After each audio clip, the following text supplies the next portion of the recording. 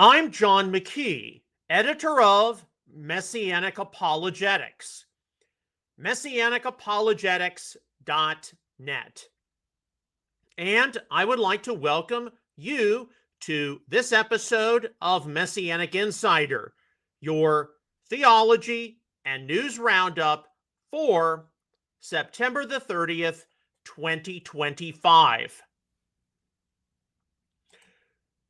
Looking back on what took place yesterday at the White House, there certainly is a huge amount of anticipation regarding a final arrangement with Hamas, the cessation of hostilities, and various countries which you don't normally hear about getting behind the Trump proposal.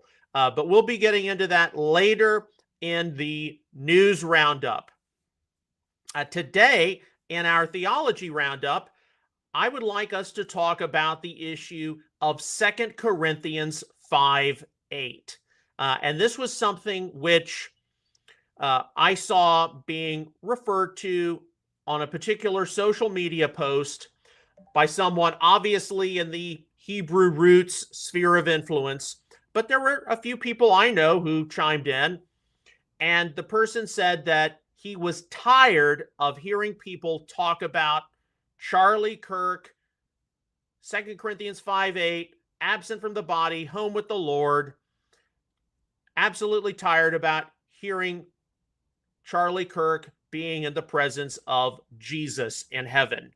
And when I see something like this, I monitor some of the responses. And indeed, some of the responses were, well, okay, you don't believe in any kind of a consciousness between death and resurrection, but what do you do about 2 Corinthians 5:8? And indeed, some of the people responding, well, Paul says many things about many different issues, and Peter says that Paul is difficult to understand. So basically, we're not going to engage with this passage because we think Paul might be wrong.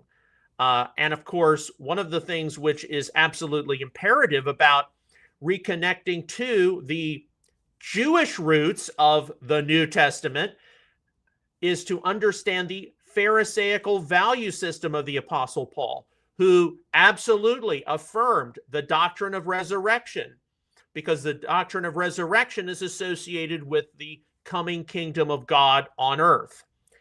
But the Pharisees in Second Temple Judaism, who are widely recognized as having formally developed the doctrine of resurrection, also believed in a disembodied intermediate state between death and resurrection.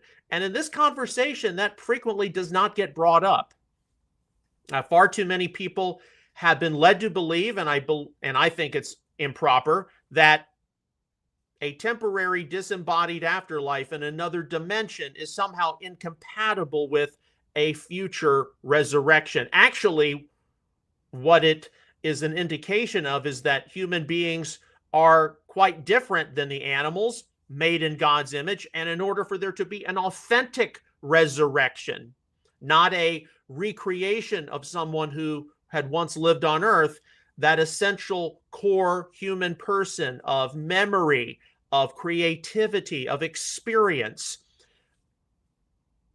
just as software can be stored on some kind of a server off of the original computer, so can the human consciousness exist in another dimension temporarily before resurrection. And indeed, 2 Corinthians 5:8 definitely plays into a lot of this discussion. And for people to just say that, well, Paul had many different opinions about many different things and he's difficult to understand, that is evading the whole question of human uniqueness, and it's evading the matter of Paul's Pharisaism and the legitimate theological contributions of Pharisaism, most especially being the doctrine of resurrection itself, which they think they are defending. Okay, so our teaching today, and it is going to get a little technical because this is something very important for people who have lost a loved one, mourning the death of someone they admired, like a Charlie Kirk. This teaching is taken from our ministry publication, Messianics and the Afterlife. Available in both paperback as well as ebook for Amazon Kindle. We recently had a teaching on this where we dealt with the whole topic of Sheol, or the netherworld. All right, so let me switch screens really quickly, and there is a detailed analysis of 2 Corinthians 5:8 in this resource.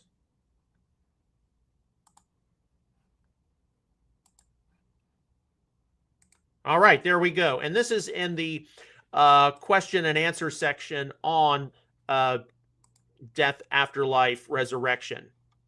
So, 2 Corinthians 5:8. This is something which, we're going to go into it in detail and see what the Greek says and see what other people have said as well. What do those who believe in psychopannchy, more popularly known as soul sleep, do about 2 Corinthians 5:8, and in being absent from the body and present with the Lord after death? And indeed, what I saw the other day, people not engaging with the text and instead saying things like Paul believed many things about many different subjects. They were purposefully evading the text.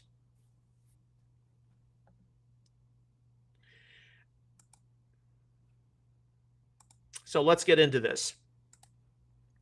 2 Corinthians 5:8 is the first most commonly quoted passage about the afterlife, which one will probably encounter, addressing the subject of the heavenly dwelling which born-again believers will one day possess. 2 Corinthians 5:2.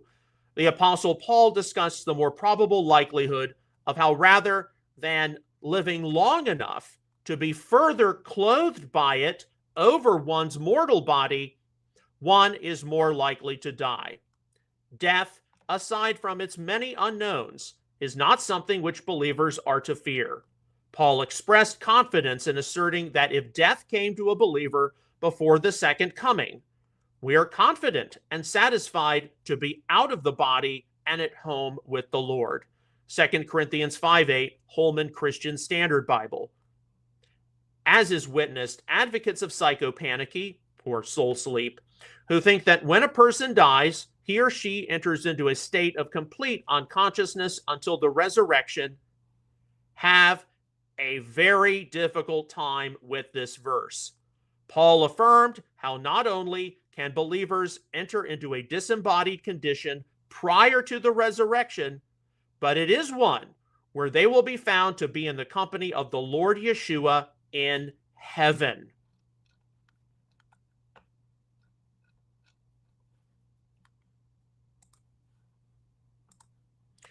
No one instinctively wants to die, including those who believe in a conscious intermediate afterlife in heaven prior to the resurrection. The Apostle Paul was no exception to this, having expressed in 2 Corinthians 5:2-4, "Here indeed we groan and long to further put on our heavenly dwelling, ta oiketerion hemon ta ex oranu. For while we are still in this tent, we sigh with anxiety, not that we would be unclothed, but that we would be further clothed, so that what is mortal may be swallowed up by life." Revised Standard Version. Paul detailed how we have a building from God, ektheu, a house not made with hands. 2 Corinthians 2:1, New American Standard, which believers should all eagerly desire to be clothed with. The important verb appearing in both 2 Corinthians 5:2 and 4 to describe this being clothed is ependuomai, actually meaning to put a garment on over an existing garment, put on in addition, from the BDAG lexicon. F.F. Bruce describes in his commentary what this communicates. Quote, "It almost suggests that the new body could be put on like an overcoat above the clothes already being worn." Unquote. As the New English Bible renders 2 Corinthians 5:4, We yearn to have our heavenly habitation put on over this one. Why someone like Paul wanted to be further clothed with an immortal body originating from heaven is patently obvious. He did not want to die. 1 Corinthians 15:51.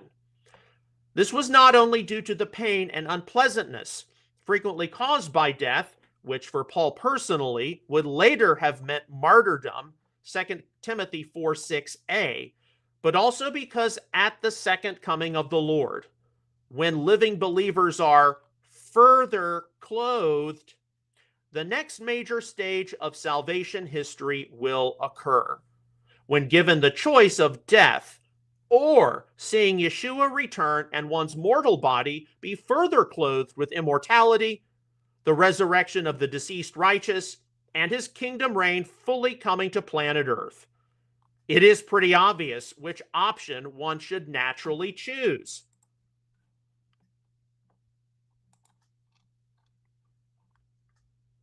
Paul described the mortal body to be a skenos, or tent. In the estimation of Bruce Milne, from his book The Message of Heaven and Hell, quote, being a tent maker by trade, Acts 18:3, this image would have been an obvious one for the apostle. Tents are exposed to storms and other external forces. They provide no great security, as every camper has learned. By the same measure, life here is vulnerable, subject to chance and change, unquote. At the parousia, or coming of the Lord, he will bring with him permanent security. The analogy of being further clothed would be like the present tent of the body being further established into a sturdy temple. Yet as much as both Paul and many others may have wanted to go immediately from tent to temple, an existence defined as being naked, 2 Corinthians 5:3, New American Standard, was instead what they have had to experience. Paul was quite clear. We do not want to be unclothed, 2 Corinthians 5:4, New American Standard, with the verb ekduo, meaning to put off one's clothes, strip, Liddell Scott, as death would result in a person being stripped from his or her tent/body, losing what one already has. Far be it from those who die becoming like a permanent stone temple. They instead may be likened to a piece of tabernacle or temple furniture. Quite useful and valuable, but undeniably incomplete. One of the main reasons why God has implanted his spirit within the hearts of his people, 2 Corinthians 5:5, is to give them the faith and assurance, not only that what is mortal will be swallowed up by life, 2 Corinthians 5:4, New American Standard, at the second coming, but all of the attendant events involving the establishment of the Messianic kingdom and restoration of Israel will occur. The salvation of all Israel is a definite feature of Paul's eschatology, Romans 11:25 and 26. Yet, from an individualistic perspective, as much as he might have wanted to see Yeshua return and believers enter into his kingdom on earth, a condition of nakedness or being unclothed was far more probable. Paul said how when one was at home in the body, a believer was separated from the Lord. But contrary to this was how when one is separated from the body, a believer was to be at home with the Lord.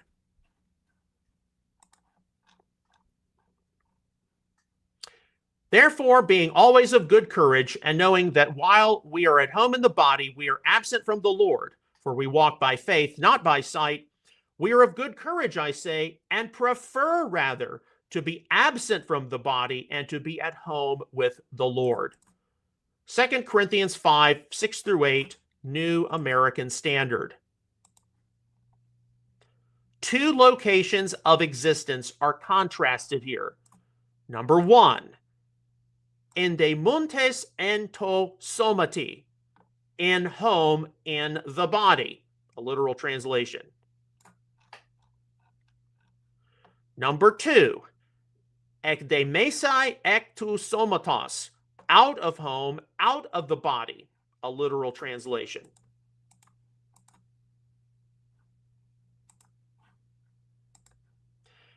As long as believers are in home in the body, they are apa tu kuriou, or away from the Lord. 2 Corinthians 5:6, New American Standard. Yet, should a period of being out of home, out of the body, present itself, then this could hardly be something to complain about, as it means being pros ton kurion, with the Lord.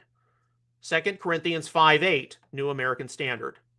The preposition pros, occurring with an accusative case noun, indicating the direct object, can indeed regard to be in company with someone, from the BDAG lexicon. Being out of the body for the believer definitely means being with the Lord. If death arrives for a born-again individual prior to the second coming, it is not something to be feared, even if it means a temporary disembodied period in heaven with him.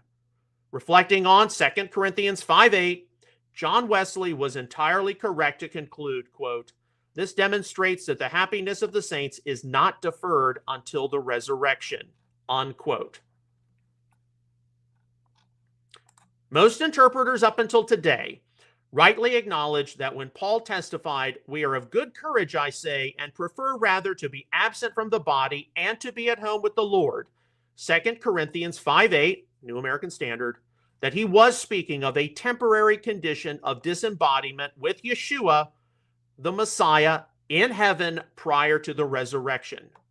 Most appropriately, commentators who recognize an intermediate state in heaven, making reference of 2 Corinthians 5:8, and deceased believers being out of home, out of the body. Listen carefully here.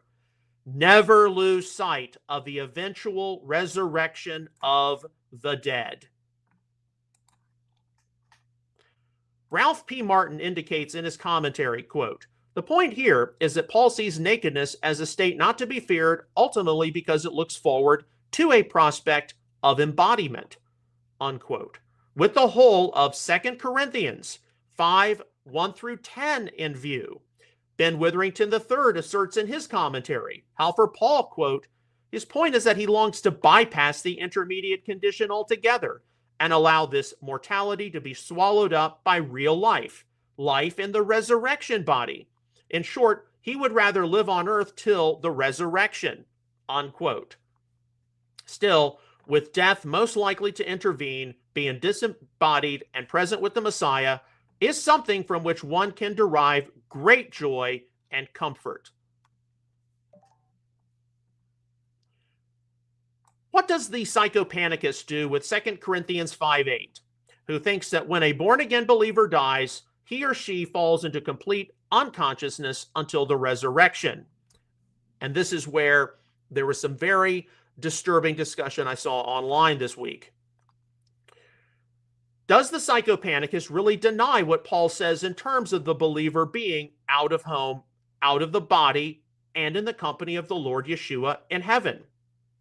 Certainly, there might be a few out there who would say that it is appropriate to interpret Paul as believing that he thought that he would go to be with the Lord in a disembodied state, but that Paul might have been wrong.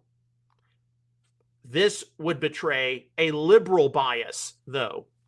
Most psychopanicists you encounter, given the impossible situation they face in trying to reinterpret 2 Corinthians 5:8, simply avoid it. Still, there are a few who try to offer what they think is a valid alternative interpretation. In their theological textbook, Across the Spectrum, Gregory A. Boyd and Paul R. Eddy do their best to respond to the view that out of home, out of the body, 2 Corinthians 5:8, literal, means something other than a temporary disembodied state prior to the resurrection. They propose, quote, The present time is a time of struggle in our fallen bodies. It is a time when we are only partially clothed with Christ and when we are in a significant sense away from the Lord. When the eschaton arrives, however, we will be away from the body and fully clothed with the Lord if we are faithful. We will at that time be at home with the Lord." Unquote. While it may be true that our current lives on this side of the second coming may include various struggles with sin and temptation, the mode or quality of one's existence is not the issue which has prompted Paul's discussion on being clothed or unclothed, appearing in the larger co-text of 2 Corinthians 5, 1 through 10. The question in view was, "For we know that if our earthly house of this tabernacle were dissolved, we have a building of God, and house not made with hands, eternal in the heavens." 2 Corinthians 5:1, King James Version. What was to be done if the tabernacle of the body is torn down? That which was mortal, 2 Corinthians 5:4, also 1 Corinthians 15, 53, and 54. Or as Peter said, what was to occur after the putting off of my tent, 2 Peter 1:14, New King James.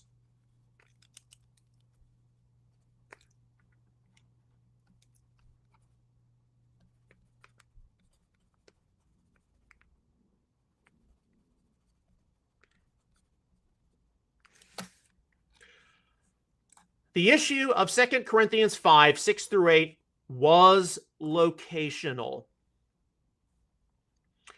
For an audience like the Corinthians, who really struggled with the doctrine of resurrection and the reality of the second coming, 1 Corinthians chapter 15, 2 Timothy 2:18, what was going to happen?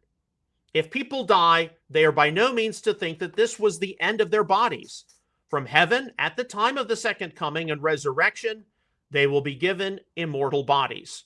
Bible readers cannot avoid recognizing that this discussion was prompted by addressing what was to occur in relation to death, the resurrection, and the time in between. Psychopannchy, given the strong evidence from 2 Corinthians 5, 1 through 10, in support of an intermediate afterlife before resurrection, have literally no choice but to try to claim that a different subject matter was being addressed. The locational nature of the verbs and prepositions employed, 2 Corinthians 5:2, 4, 6, 8, have to basically be ignored. The real challenge to what Boyd and Eddy have said above is very obvious. They claim that in the eschaton, believers, quote, will be away from the body and fully clothed with the Lord, unquote. Exegetically speaking, this is a completely untenable position. The desire of the Apostle Paul was not to die, but to instead be further clothed and be swallowed up in immortality, 2 Corinthians 5:4. No one on any side of the debate honestly believes that at the resurrection, those whose physical bodies are reanimated exist in any kind of condition or even quality which can be legitimately described as away or absent from the body. In the resurrection age, the opposite is going to be true.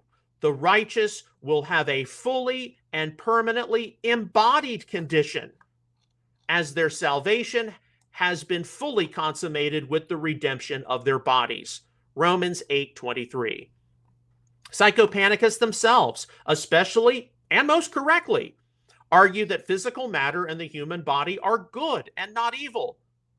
Boyd and Eddy have played a real theological shell game by actually suggesting that being out of home, out of body in 2 Corinthians 5:8 means the fully embodied future state and could be legitimately accused of sounding Gnostic.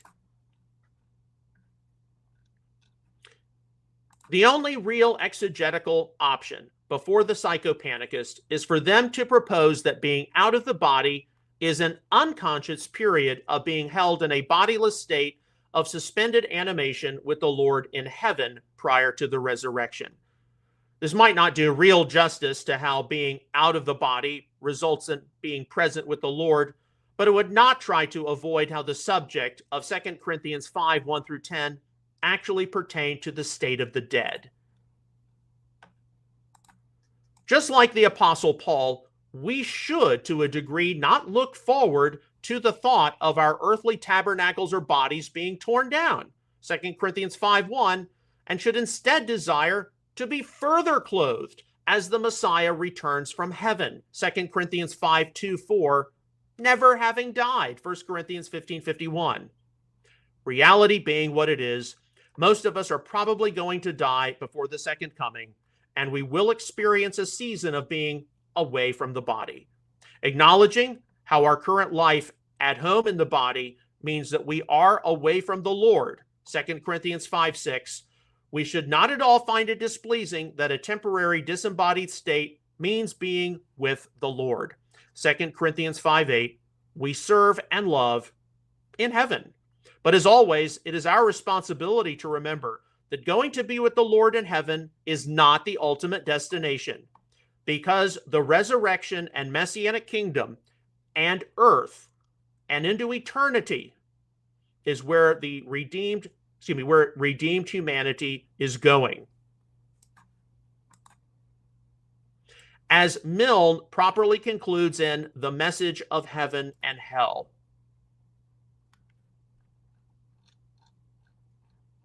quote, the intermediate state, while offering a new sense in the presence of the Lord, is in another sense less than life here because of the loss of embodied existence. This lack will be more than corrected when the provisionality of the intermediate state gives place to the full life of glory and we reach the true goal of existence, unquote. 1 Corinthians 15:44b-49. In the meantime, as we edge closer and closer to the future, there is much important work which needs to be accomplished. As Paul plainly emphasized, whether at home or absence, we must be pleasing to him. 2 Corinthians 5:9, New American Standard. There is a time coming, whether one lives or dies, where all will have to answer for the works they have done in the body. 2 Corinthians 5:10. So, yes, 2 Corinthians 5:8 does teach that believers who die in the faith are absent from the body. And the only way around that is to try to claim that being absent from the body is some kind of a future embodied state. And that is mutually exclusive. Paul, like any Pharisee in Second Temple Judaism, would have looked at it. The consciousness of the human being does go to another dimension temporarily before the future resurrection of the dead. What was the main belief which separated the Pharisees from the Sadducees? The resurrection of the dead. It's a Pharisaical doctrine. It's formulated by the Pharisees. But the Pharisees also believed in a temporary disembodied state between death and resurrection. And that is something which has since passed into the small o Orthodox Christian tradition. The small o Orthodox tradition which you see throughout many centuries of the faith. And it's something which customary traditional evangelical Protestantism affirms. And it's something which the Messianic Jewish movement rightly affirms. The ultimate end of a believer is not to die and float away and go to heaven. The ultimate aim of the believer is to exist in a permanently embodied immortal state at the resurrection. And in no way can that permanently embodied immortal state be described as being out or absent from the body. To claim otherwise is to play a theological shell game. And that is what I got to see online. You know, Paul says many things. He's difficult to understand. And ultimately, look, it's not a salvation issue. If you want to believe in complete unconsciousness between death and the resurrection, if the anonymous Kohelet, and we're going to get into the book of Ecclesiastes on Friday, but if the anonymous speaker in the book of Kohelet has more theological weight than statements of a known person like the Apostle Paul, then you've got, in my opinion, some hermeneutical or interpretational not just challenges, but problems. Because their statements appearing in the book of Ecclesiastes, which, if not interpreted creatively, can be looked at as implying that there's death and that's it. And there is no hereafter. There is no resurrection of the dead. So yeah, this is a serious topic. And as I said with my sister on Saturday when we talked about Charlie Kirk, and as we are going to have to mention, as things come up, this is part of that legacy, apparently, of Charlie Kirk and things he said or things being said about him, which we're going to have to sort through. All right, so let me switch screens back. Okay, once again, this teaching has been taken from our ministry publication, Messianics and the Afterlife. Available in both paperback as well as ebook for Amazon Kindle. All right, so that concludes our theology roundup. Now let's get into some news. And it is true, we have Yom Kippur barreling down on us. Yom Kippur, the Day of Atonement, begins tomorrow evening. If you go to a Messianic Jewish congregation or synagogue, they're probably going to have a Kol Nidre service on Erev Yom Kippur. I'm planning to go to both the Erev Yom Kippur and then Yom Kippur morning services. And on Thursday evening, you'll probably see a McKee moment posted like I did for Rosh Hashanah, from just a quick reflection at Erev Yom Kippur, quick reflection Yom Kippur morning, and then a reflection from the afternoon after returning home. So we will not have Messianic Insider on Thursday, but we're going to have one tomorrow, and we're going to have one on Friday if everything works out. Now today, a lot of people are sorting through what took place at the White House yesterday, the meeting between Prime Minister Netanyahu and President Trump. Earlier today, there was the big meeting in Quantico, Virginia. Secretary of War Pete Hegseth, also later joined by President Trump and Vice President Vance, addressing 800, 900 generals and admirals. I was able to catch some of that, but I'm sure there'll be more coming out tomorrow, the next few days. A lot of observations made. Without doubt, the big issue is what is taking place in the Middle East. Trump's 21-point plan, all of these Arab and Islamic countries getting behind it, endorsing it, stop the fighting, begin rebuilding Gaza, dismantling Hamas, starting a more peaceful coexistence. And along with that, there are going to be a lot of people who draw various conclusions on the end times and on prophecy and everything else. So we live in a very important season, and we are steadfastly reminded to, number one, as believers, be praying for peace between Israel, Gaza, the Middle East. They all need to encounter the living Yeshua. Number two, peace, Russia, Ukraine. Let that conflict come to a conclusion. And number three, things which are unfolding here on the American home front. And yeah, this is something which is, of course, very, very serious. So, we've got a number of these things going on, and what are you going to encounter tomorrow night or on Thursday at your Messianic congregation? Are some of these world situations going to be prayed for? Of course, the September the 23rd rapture prediction, that came and went. We were entirely expecting that. But we have taken some giant leaps forward in the last several years since October the 7th, 2023, toward the second coming. And we cannot avoid that any longer. Our own ministry, going Messianic Insider 5 times a week. And with this news analysis, we were not doing this last year. So that alone for us signals that we need to be paying attention in a different way. We need to be speaking out on the issues.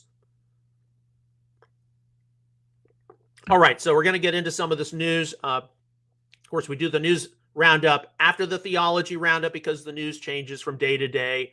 All the links I'm about to go through, you'll be able to access these later when this episode is archived at MessianicApologetics.net. So you can go read the articles, watch the clips, read everything more fully.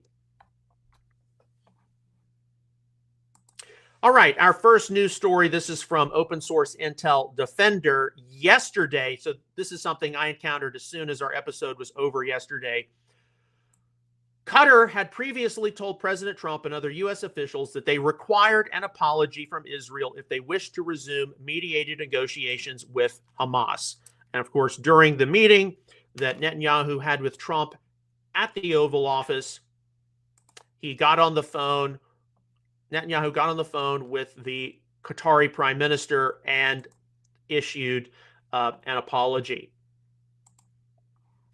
All right, let's change gears just ever so, not too subtly, but let's change gears. Here's a story from the New York Post yesterday, and I don't like that video. But here the headline is: massive comet hurtling toward us is larger than previously thought. Could be alien tech, scientist says. It could change everything for us. And I apologize that the font is off. I'm using the DuckDuckGo browser, but you access this in Chrome or Firefox or Safari. It should be just fine. Okay, so here you have, and this is a story which has come out. There are scientists who are expecting some kind of celestial phenomenon arriving October, November-ish, and some are claiming that it's extraterrestrial in origin. We have no clue, but what we do know, and this is something which we just have to keep in mind, file away, the younger someone is, the more likely they are to accept that there are various things out there in the universe which indicate that humans are not the only sentient civilization in the galaxy and the universe. And so how does that affect one's understanding of God, the uniqueness of the human species, Yeshua's salvation, etc.?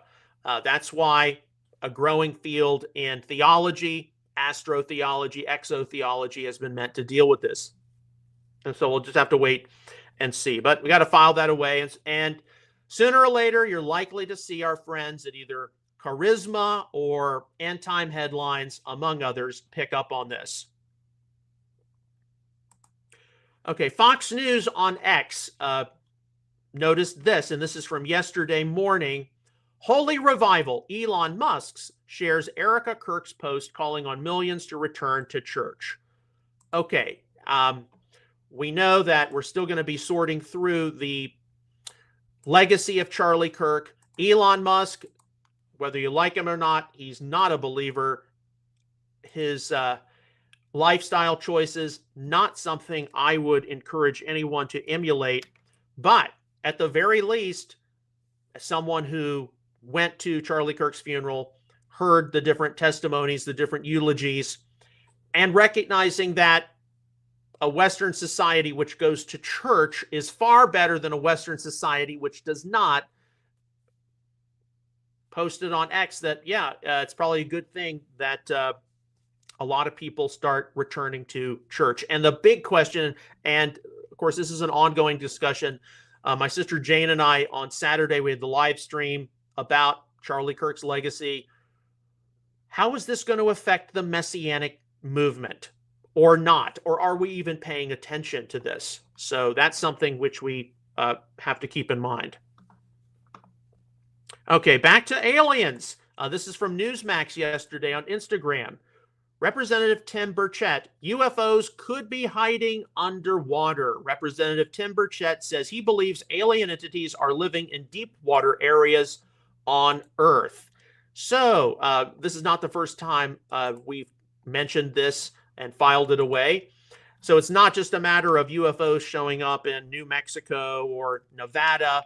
They might be deep underwater. And, you know, those of you who follow science fiction, you would expect that advanced alien civilizations, they have metallurgy, they've got deflector shields, they can go deep underwater, unlike human submarines. There was even an episode a long time ago of Star Trek Voyager where they took the Delta Flyer into a planet which was just all water, And yeah, they went like, hundreds of kilometers into the planet, quote unquote.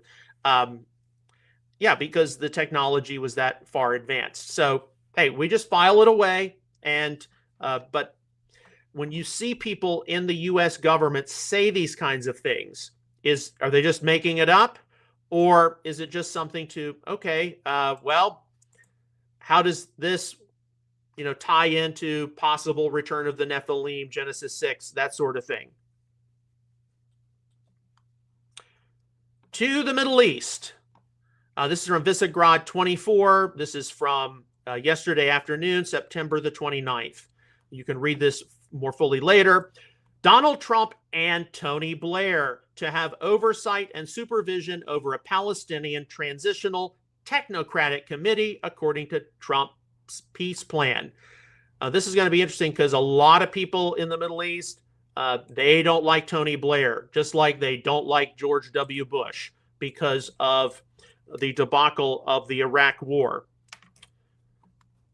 But Tony Blair, all of us should remember him from 1997, New Labor, and then later when he left Downing Street in 2007, he got involved in a lot of NGOs and what have you. So, we'll just see how that all works out. Okay, there are a number of clips from yesterday, the meeting and then the press conference, Trump, Netanyahu at the White House. Here you have one that's 1 minute, 46 seconds. President Trump confirms he would be the chair of the newly created Board of Peace for the Middle East. Okay, now we know that this Trump peace plan is still very new. It's still in its infancy. We're going to get into just a moment the different countries which came and endorsed it and have gotten behind it. But it's this kind of a post, Trump being made chair of the newly created Board of Peace, where there are some people who are going to speculate we're on the edge of the covenant with many, Daniel 9:27, and Trump is the one behind it, and Trump is the anti-Messiah, the Antichrist. Expect some people to draw that conclusion. A more toned down conclusion is Trump is facilitating the way for the anti-Messiah, Antichrist to appear. Now, the only two names we've seen floated around are Donald Trump and Tony Blair, and I just don't think that either one of them is the beast. I just don't see that. But I will say this. If this doesn't get your attention, I don't know what will, because we do have to be paying attention one way or the other, because we're taking giant leaps forward toward the return of Yeshua. We don't want to be presumptuous, because I know that many of us, we were around at the turn of the millennium. We have been through our fair share of false predictions and prognostications. So we don't want to come to any hasty conclusions, but we don't want to be ignorant either, because a lot of people who come to hasty conclusions, they haven't looked at the series of events just over the past several months. They just are, motivated, or some would say manipulated by others who are trying to capitalize on dramas as they present themselves. Okay, here's an interesting post. This is from Vivid on X. Many don't realize that Donald Trump and Benjamin Netanyahu are once again playing chess at the highest level. Even if the war ends and the deal includes immunity for Hamas leaders, it's a facade. Mossad will hunt down every single one of them worldwide until the end of days.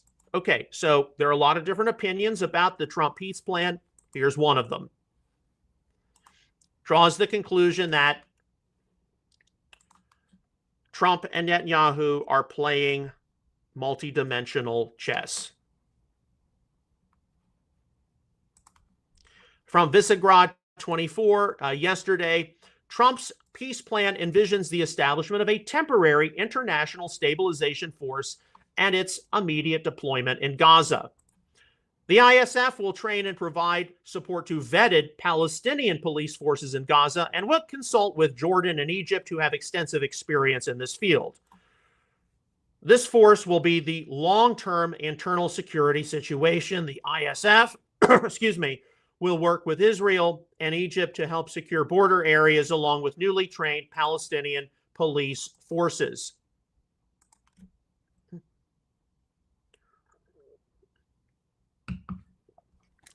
All right, so how long are we going to see these proposals just stay on paper? That would be my question.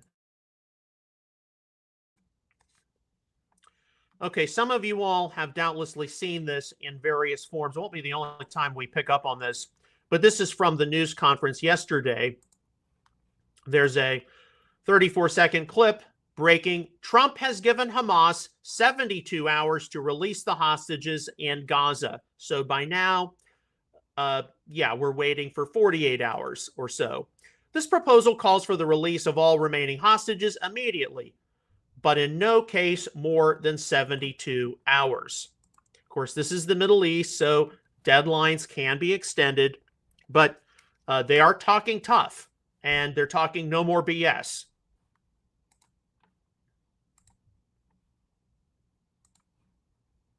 Also from the news conference yesterday, Israel, okay, this is a 1 minute, 13-second clip. Israel would have my full backing to finish the job of destroying the threat of Hamas. More from the president. If Hamas rejects the deal, which is always possible, they're the only ones left. Bibi, you'd have our full backing to do what you would have to do, Trump said. Okay, so yeah, the president's talking very tough, and the president is very serious about ending this conflict. Now, there are various lists out there regarding the 21-point plan of the president. This is from open source intel. Yesterday, you all can read through this on your own. But of course, the real question is, will we get to point 20? The United States will facilitate dialogue between Israel and the Palestinians to agree on a political horizon for peaceful coexistence. That's what they're trying to get to. Is it possible? What's Hamas going to do? What is Hamas not going to do?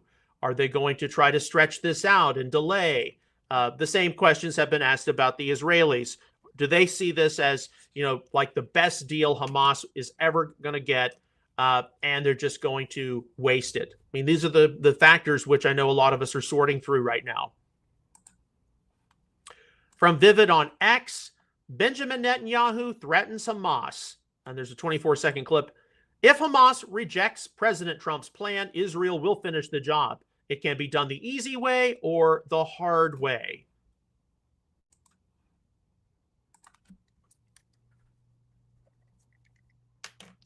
Now, this is what I think is what is going to get a lot of people to start speculating on what role, if any, but what role the Trump peace plan for Gaza, ending the conflict, the 2021 points, has to the end times. And this is where you're going to get, covenant with many speculation.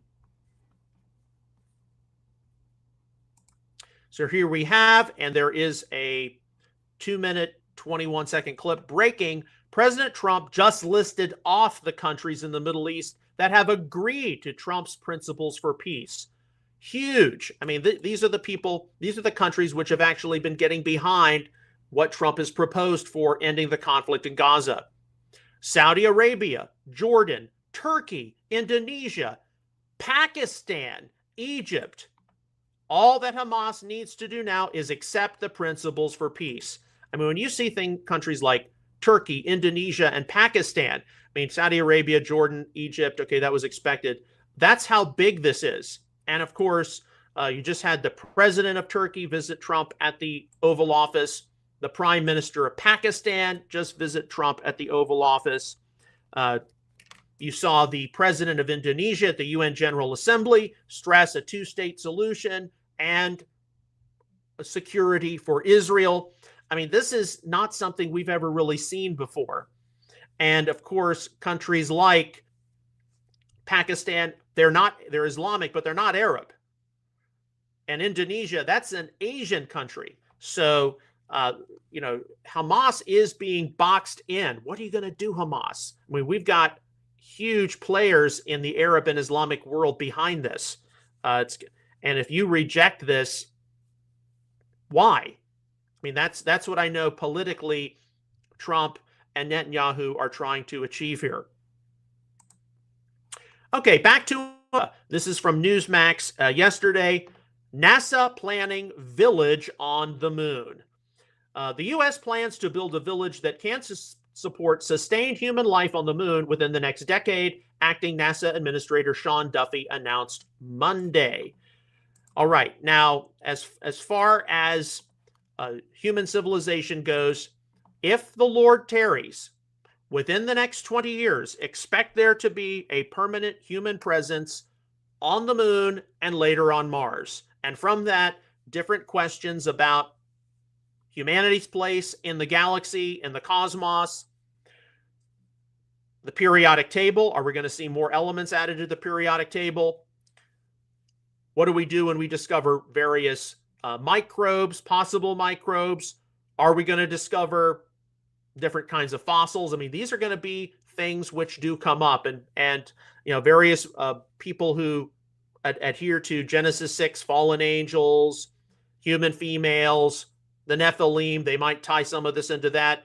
Other people are going to begin to have alternative approaches, many already do, to early Genesis. It's going to spur on a lot of questions. Once we get out into the solar system, once we get out into the galaxy, there are going to be a lot of questions about the role of God, the Bible, human uniqueness or lack thereof. So we just, anyway, just file it away and we will see. Okay, here's a post on Instagram from Amy Main. She's an evangelical believer. She posts a lot of things, and here she's responding to the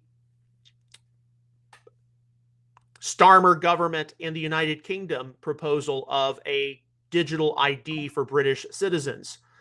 Choose this day who you serve. Jesus died for you. This is not a game. You aren't an accident. Get right with Christ, friends. Nobody knows the day or the hour. And she says, maybe this isn't prophecy fulfillment, of course, tying it into Mark of the Beast, people monitoring you, etc. And maybe it isn't. But one thing we do know, the world isn't good and getting better. So Amy Main, right, she is definitely an influencer online who is raising questions of significance.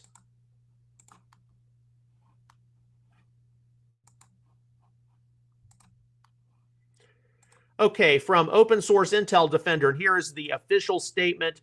The foreign ministers of Qatar, Jordan, United Arab Emirates, Indonesia, Pakistan, Turkey, Saudi Arabia, and Egypt have issued a joint statement welcoming today's announced 20-point comprehensive plan by U.S. President Donald J. Trump to end the ongoing war and rebuild the Gaza Strip while preventing the displacement of the Palestinians. Additionally, the countries welcome President Trump's announcement that he will not allow Israel to annex the West Bank. The main thing is, look at all these countries who you normally don't see involving themselves in the Middle East peace process. Turkey, Indonesia, Pakistan, of all countries. And you do wonder, and this is just who our president is. This is how Donald Trump operates. How many of these countries have been promised various economic incentives from the United States, U.S. investment in, for example, when the Pakistani prime minister came to the White House, President Trump was presented with a box of rare earth minerals.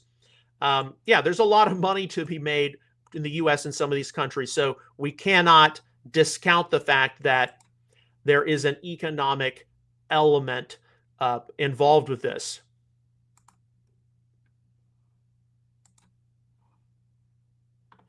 Okay, so here you have from Open Source Intel, Pakistan Prime Minister Shehbaz. I welcome President Trump's 20-point plan to ensure an end to the war in Gaza. I am also convinced that durable peace between the Palestinian people and Israel would be essential in bringing political stability and economic growth to the region.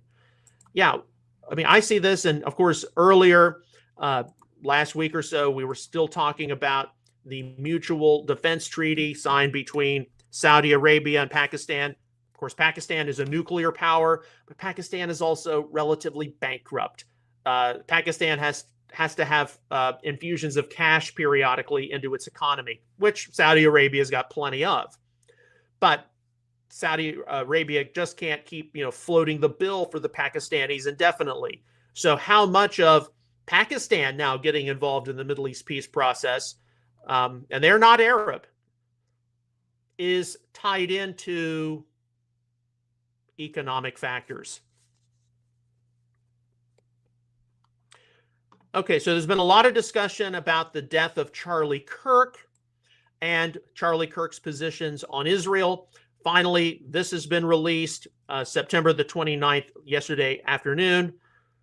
This has been also picked up by other major news sources, but open source intel, this is the first one I saw. Here is Charlie Kirk's letter to Prime Minister Netanyahu. Charlie voices his support for Israel and lays out advice on how to win the information war. So you can read this in its entirety. But this idea that Charlie Kirk was going anti-Israel, not true. Charlie Kirk recognized, of course, that online, especially on the social media front, Israel was losing the PR war. All of the, pro-Gaza, pro-genocide, people, they were winning the PR war. And so Charlie offered the Prime Minister of Israel some advice.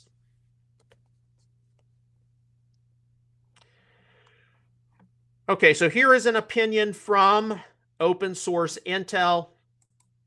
No, it's not. I'm sorry about that.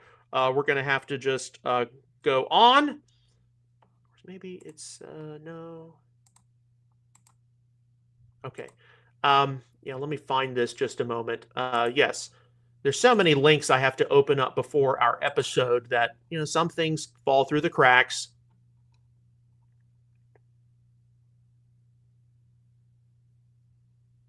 Okay, so we're going to have to skip over that link. Sorry about that. Okay, moving on. This is from the X channel. This came across my feed yesterday.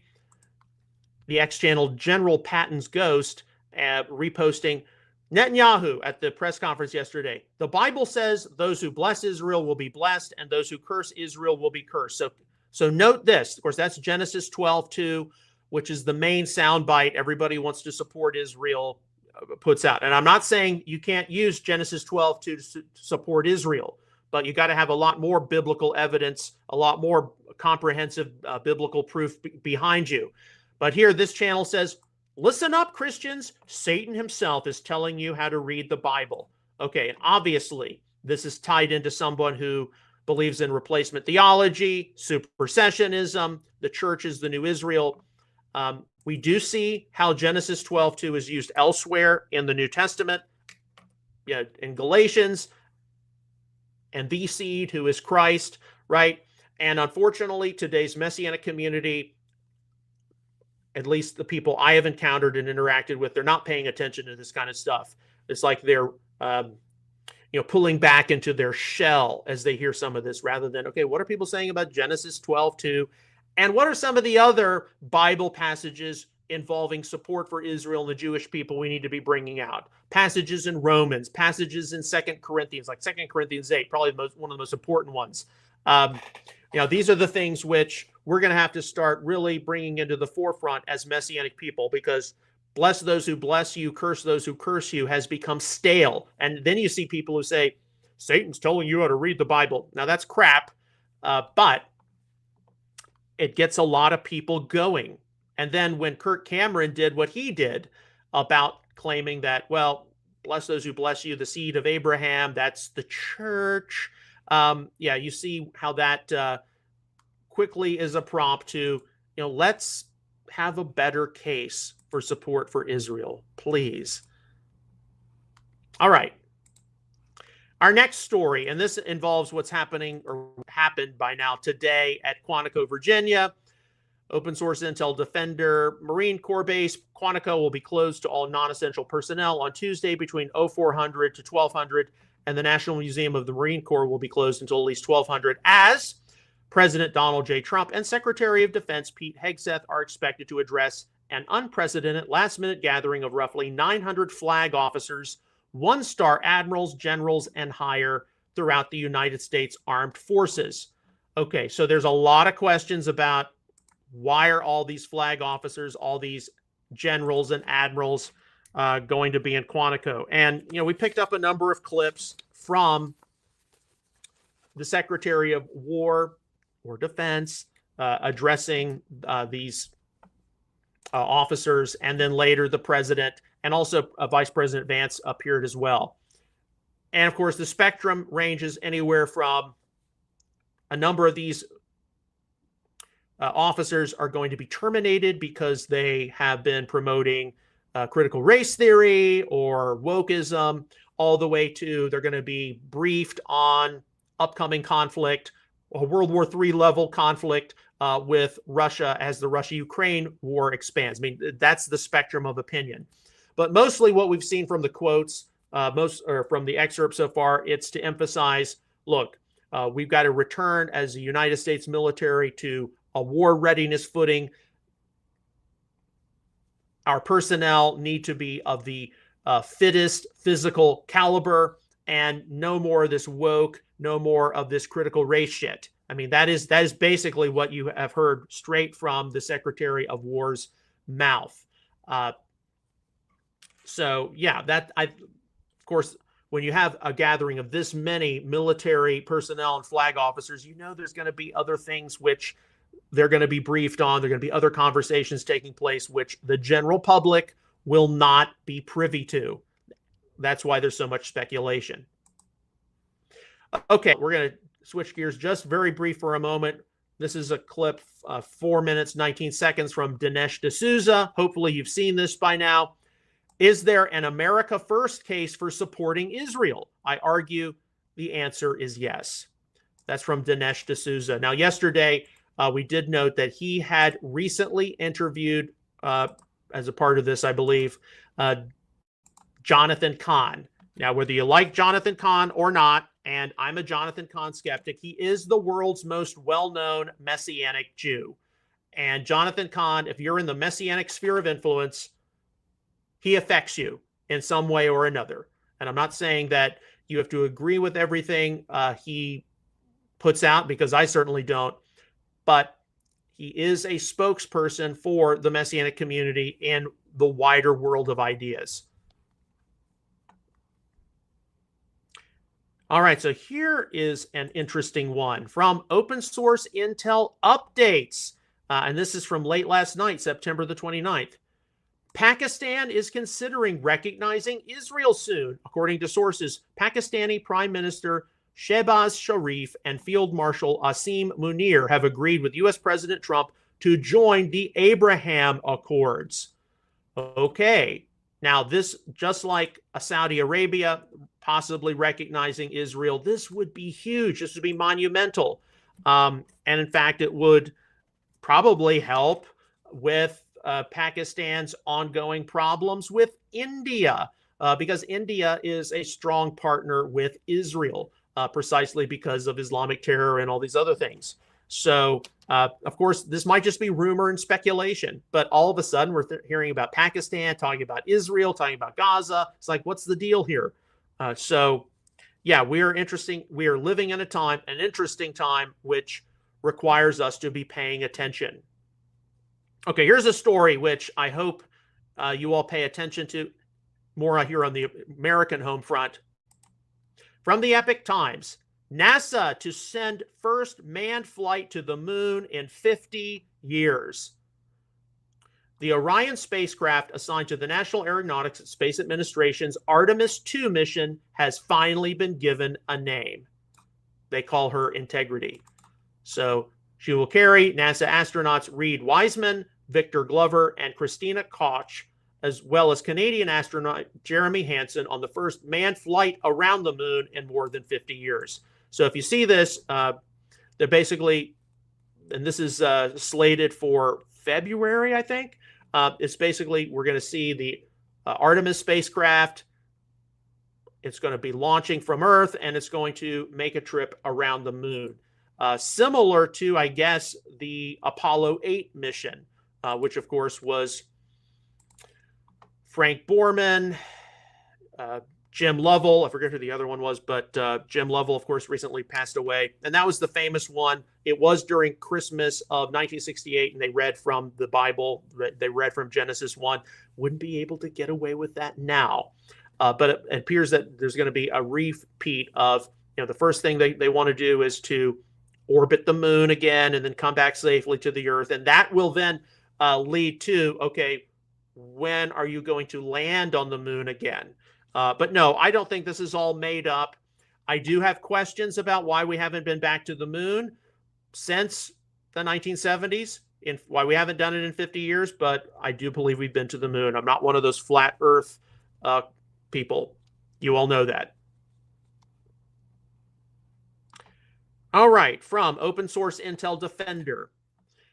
This is from early this morning, 1:48 a.m. As Israeli Prime Minister Benjamin Netanyahu attempts to keep his fragile government together, it has been decided that the Israeli cabinet will not vote on the entirety of the 20-point peace comprehensive plan announced yesterday by U.S. President Donald J. Trump, side by side with Netanyahu, which included the eventual withdrawal of the Israeli Defense Force from the Gaza Strip. Okay, so obviously we know that Prime Minister Netanyahu's government in Israel, it's mostly made up of, far right-wing religious parties.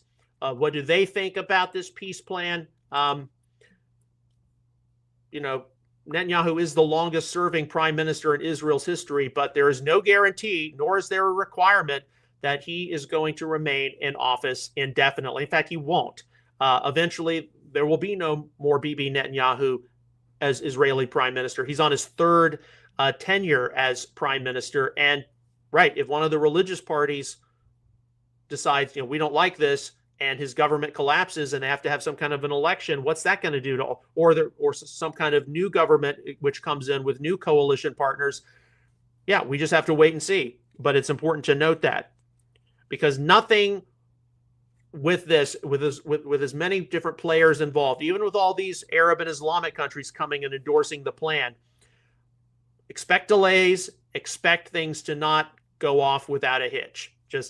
That's just a reality. But pay attention, please. There are a lot of people who are not paying attention. Okay, here's another one, obviously time sensitive, from Open Source Intel. This is as of 5:30 a.m. today. A Palestinian insider told Sky News Arabia that Hamas is examining Trump's proposal to end the conflict, but has serious concerns, with some leaders calling it a declaration of defeat. The group has requested Qatar to clarify assurances that hostilities will not resume. Okay, so is Hamas going to be able to agree to the end of the conflict, especially with all these Arab Islamic countries getting behind it? With that in mind, Open Source Intel, countries behind Trump's plan for Gaza, and the commentary is, looks like Hamas has just been checkmated. So this is as of 6:41 a.m. today, and here you have Egypt, Jordan, Qatar, Saudi Arabia, United Arab Emirates, Turkey, Pakistan, Indonesia, India, China, Russia, France, United Kingdom, Germany, Italy, Palestinian Authority, and Organization of Islamic Cooperation.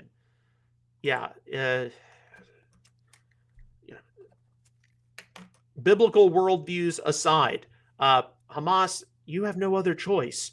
All these people are saying, accept the deal, accept the deal.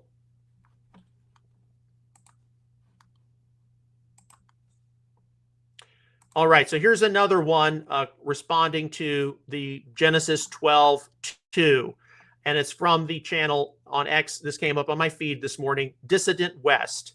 Okay, Netanyahu, the Bible says those who bless Israel will be blessed, and those who curse Israel will be cursed. And this is what we're going to have to get up on our game with as Messianic people. You almost have to be illiterate to have read the Bible and come away believing this nonsense. The covenant was fulfilled by Christ.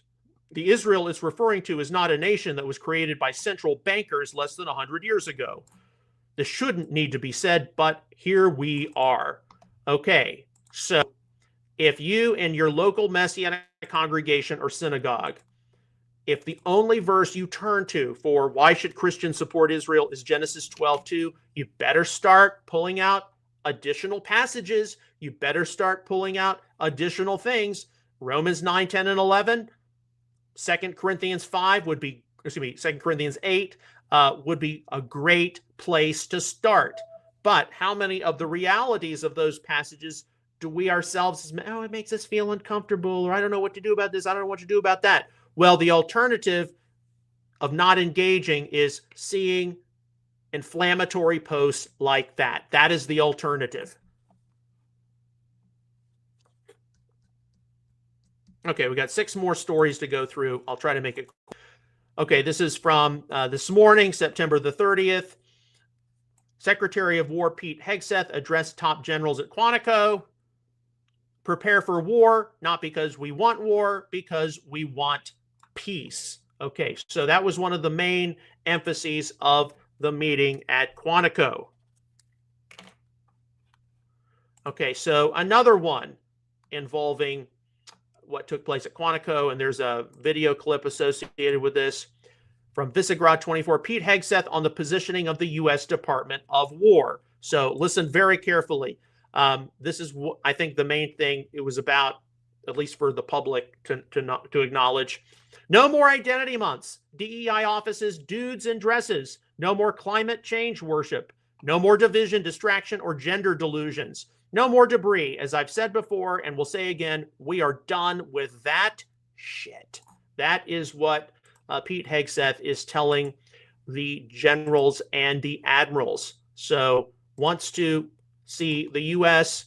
military on a much more, what is our job? It's to defend the country. We want peace, but we're always ready for war. Okay, so as we evaluate the legacy of Charlie Kirk, here's one.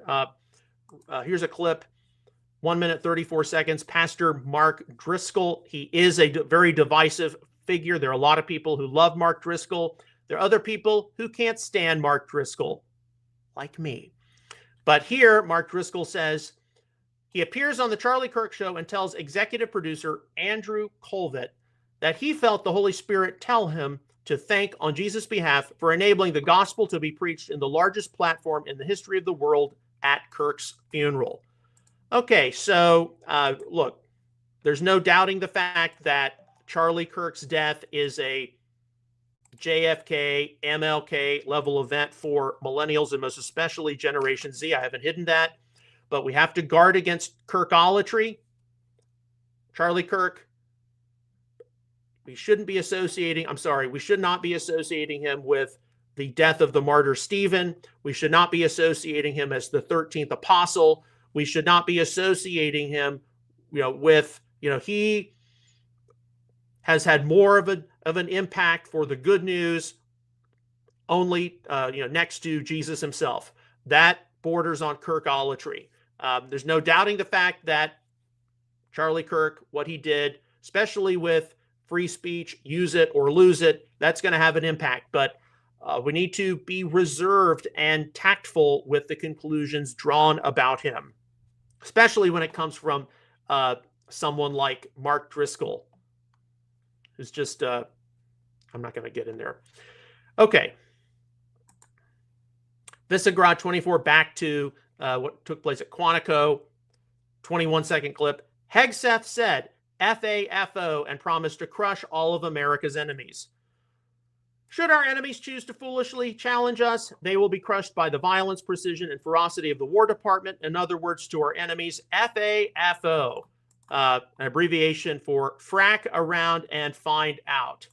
I'm not going to use the F word. You all probably hear it enough in the marketplace.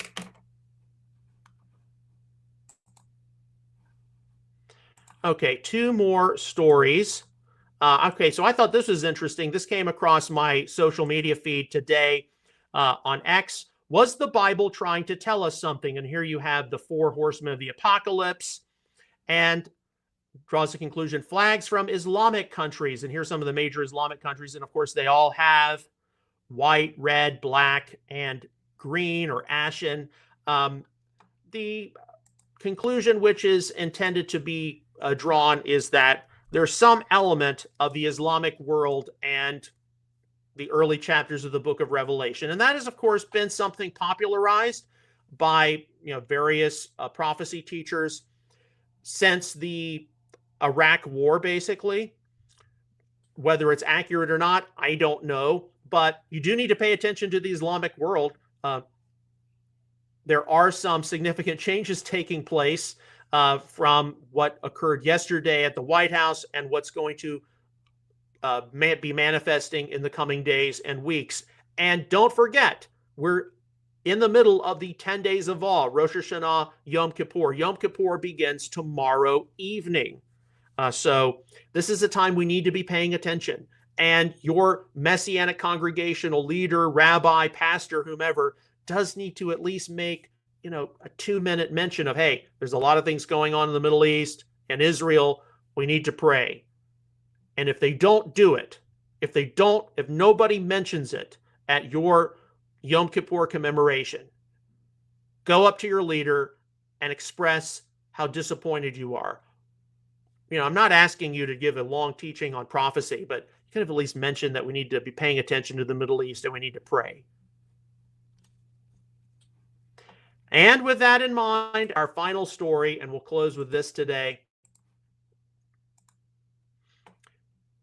From Visegrad24 Instagram, President Trump, Hamas has 3 to 4 days to respond. If Hamas rejects the deal, Israel will do what it has to do. So, yes, the next few days are going to be a very fascinating time to witness in the history of the modern Middle East. Okay, so tomorrow we are planning to have a Messianic Insider, but we will not be having a Messianic Insider for Yom Kippur. We'll be having an episode on Friday, and then I will be going away to an undisclosed location for Sukkot, the Feast of Tabernacles, but I do plan to be, as I get lots of rest, I do plan to be posting McKee moments throughout that week, so I'm not going to completely disappear.